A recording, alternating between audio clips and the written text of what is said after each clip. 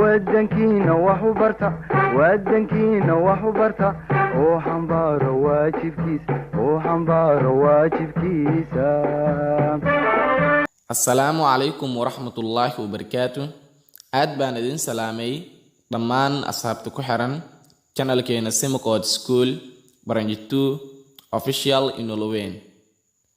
intaan cashirka gudagelin waxaan idinka codsanayaa inaad muuqaalka like saartaan siina share gareysaan si uu dad badan u gaaro. waa tahee cashirkeeni maanta wuxuu ku saabsan yahay useful sentences. useful sentences, jumladooyin waxtar leh.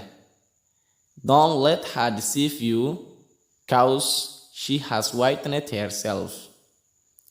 Don't let her deceive you, ayadaysan ku qiyaanin. Cause maxaa yeelay she has whitened herself, way iscadaysay.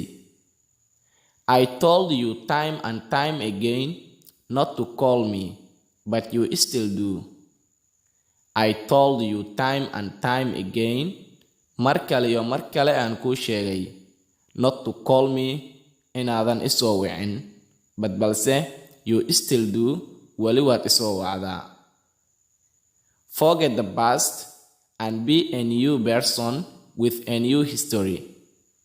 Forget the past, iska ilow wixii tagay, and be a new person, qof cusubna noqo, with a new history, taariikh cusubna leh.